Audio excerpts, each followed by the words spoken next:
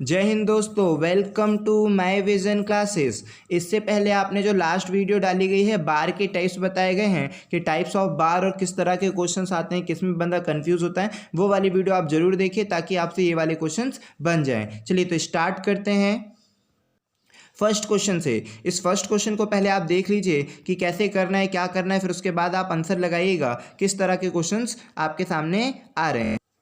चलिए तो यहाँ पर देखते हैं कि क्या क्वेश्चन रहेगा, कैसे क्वेश्चंस को करना है। सबसे पहले तो आपको प्रीवियस वीडियो में समझा दिया गया था कि इसका मतलब क्या होता है और इसका मतलब क्या होता है। आई होप अगर आप वो बात समझ गए होंगे तो इस क्वेश्चन को करके देखिए कि आपका उत्तर सही आ रहा है कि गलत आ रहा है। तो जितनों का भी उत्तर अगर कुछ आ रहा है तो देख लीजिए, बता दीजिए क्या होगा। इसका राइट आंसर सी होना चाहिए। अब क्यों होगा, कैसे होगा, वो आप लास्ट वीडियो से भी समझ सकते थे, क्योंकि लास्ट वीडियो में भी आपने बेसिक बातें समझ ली थी। और अब डिटेल में बात करते हैं आज की वीडियो में, ठीक है। डिटेल में आपको एक्सप्लेनेशन करते हैं इसका कॉन्सेप्ट क्या होगा, इसका सॉल्यूशन क्या होगा। तो सबसे पहले तो आप ये देखिए इसमें क्या कि हमने आपको क्या बताया था। हमने आपको बताया था 2 के ऊपर बार 0.75 का मतलब क्या होता है। पहले हमने आपको ये बताया था। इसका मतलब क्या होता है, इसका मतलब ये होता है कि ये ऐसा तब लिखा जाता है जब हमें ये बताना हो कि पहले वाला नंबर नेगेटिव में है लेकिन दूसरा वाला नंबर पॉजिटिव में है। जब ये बात बतानी हो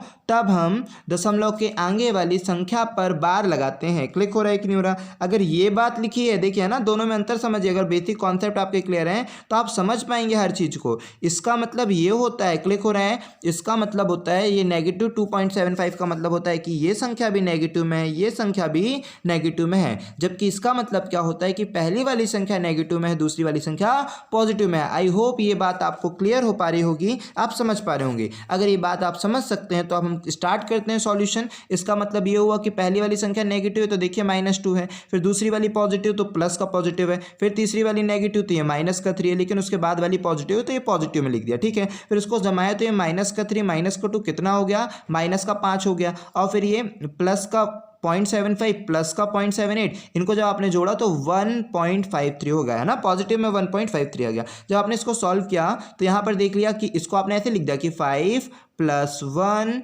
+ 0.53, इस तरह से आपने इसको लिख दिया। अब चूंकि -5 में से 1 को जब आपने घटा दिया तो कितना आया, 4 आया, ठीक है। जब आपने -5 में से 1 को घटा दिया तो इसका आंसर कितना आया, -4 + 0.53। और हमने यही तो बताया कि इस चीज को आप क्या लिख सकते हो। अगर आगे वाली संख्या एक संख्या नेगेटिव और एक संख्या पॉजिटिव में है तो आप इसे ऐसा लिख सकते हो। एक संख्या नेगेटिव और एक संख्या पॉजिटिव में है तो आप इसे ऐसा लिख सकते हो ना, 4 के ऊपर बार 0.53, आप इस बात को ऐसे लिख सकते हो। तो चूंकि ऑप्शन में आपके पास ये दिख रहा है, ये है, तो यही आपका आंसर हो गया। और यहाँ पर आप देख लीजिए आंसर आ गया। आई होप कि आपको ये बात क्लियर हुई होगी। लेकिन इसका एक और आंसर हो सकता है। क्या आंसर हो सकता है वो भी हम आपको बता दें ताकि आपको कोई गुमराह ना हो, कोई डाउट ना हो, ठीक है। चलिए तो यहाँ पर समझते हैं। जैसे यहाँ पर आया था कितना भाई, यहाँ पर आ गया था -4 + 0.53, ये आपका आ गया था ना। तो आप अगर ये भी उत्तर लिख रहे हैं तो कोई गलत नहीं लिख रहे हैं, बस यही शर्त है कि ऑप्शन में ही नहीं मिल रहा तो आप क्या करेंगे। तो इसीलिए आपसे दोनों तरीके आने चाहिए कि अगर ये आ गया तो इसका आंसर ये सही है भाई, और ये नहीं रहा तो इसका आंसर क्या होगा। मान लीजिए इसको 4 में से 5 3 को माइनस करते तो कितना बचेगा, 7, और 5 9 में से माइनस कर देंगे कितना बचेगा, 4, और फिर ये बचेगा 0.3। तो ये नंबर नेगेटिव में होगा, ठीक है। अगर आपको ये नंबर ऐसे लिखना है तो आप ऐसे लिखेंगे, वरना ऐसे लिखेंगे। समझ पा रहे, इस पे मत लगा दीजिएगा 4, ठीक है। इसको आप क्या लिखेंगे भाई, 4 7।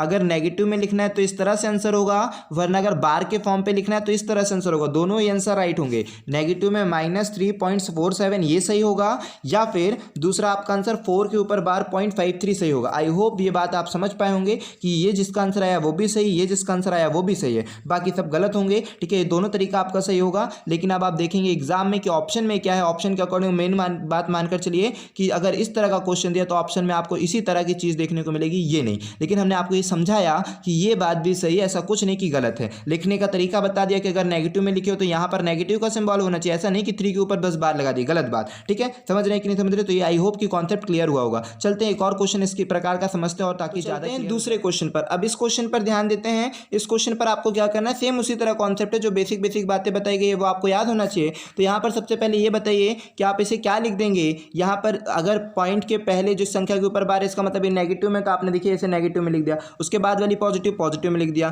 3 नेगेटिव में, उसके बाद वाली पॉजिटिव तो पॉजिटिव में। तो आपने फिर इसके बाद क्या किया कि -3 और -4 जब आपने ऐड किया तो कितना हो गया -7, जो बिल्कुल सही है। फिर यहाँ पर आपने लिखा ये 5.8 गलत है ना भाई, ये गलत है, इसका जगह होना चाहिए 0.58 और फिर 0.33, ये दोनों पॉजिटिव थे, आपने इसको जोड़ा तो 8 3 कितना हो गया, 11 की 1 हो गया, 9 हो गया, ये 9.1। तो यहाँ पर इतना हो गया कि -7 और प्लस का 9.1। जब आप इसको लिखेंगे तो क्या लिख सकते हैं, क्योंकि यहाँ पर देखिए -7 नेगेटिव में, इसलिए आपने इसको ऐसे लिख दिया, और 9.1 पॉजिटिव, इसलिए आपने इसको ऐसे लिख दिया। तो ये आंसर भी सही है, तो ये आंसर भी सही है, लेकिन ऐसा नहीं कि जरूरी ऐसे ही लिखा जा सकता है, ठीक है। 7 के ऊपर बार 0.91 बिल्कुल सही आंसर है, लेकिन इसे ऐसा भी लिख सकते हो आप कि -7 प्लस 0.91 को आप कैसे लिख सकते हो, अगर आप इसमें 7 में से 9.91 को घटा देंगे तो 0.9 बचेगा और 0.6 बचेगा। लेकिन अब इसको आप ऐसे लिखिएगा, समझ रहे हैं, या अगर आपको ऐसे सॉल्व करके लिखना है तो नेगेटिव का सिंबल लगाइएगा आगे, लेकिन अगर आपको वो बार के फॉर्म पे लिखना है तो 7 के ऊपर बार 0.91 लिखिएगा। आई होप कि आपको ये बार और नेगेटिव का कॉन्सेप्ट समझ में आएगा कि दोनों एक बात है। अगर आपको बार लगाना है तो आप ऐसे लिखें, अगर आपको नेगेटिव में लिखना है तो ऐसे लिखें। तो आई होप कि आपको ये बात समझ में आई होगी, हमने जो आपको कॉन्सेप्ट सिखाया वो समझ में आया होगा, दोनों में अंतर समझ में आया होगा कि बार लगाने से आंसर इसका ये है, लेकिन अगर आपको वही नंबर नेगेटिव में लिखना तो आप इसे ऐसे लिखेंगे। आई होप कि ये क्लियर होगा। फिर भी अगर आपको कोई डाउट है तो आप कमेंट में पूछें, वीडियो पसंद आई हो तो लाइक करें, अपने दोस्तों तक शेयर करें और कमेंट जरूर दें। अगर अच्छी लगी तो हाँ बोले सर समझ में आ गया सारा चीज़ें, ठीक है। और अगर कोई भी आपको कमी लगी हो कि ये चीज़ क्लियर नहीं हुई, वो चीज़ क्लियर नहीं हुई, तो आप कमेंट करके हमसे पूछ सकते हैं। चलिए धन्यवाद दोस्तों, जय हिंद।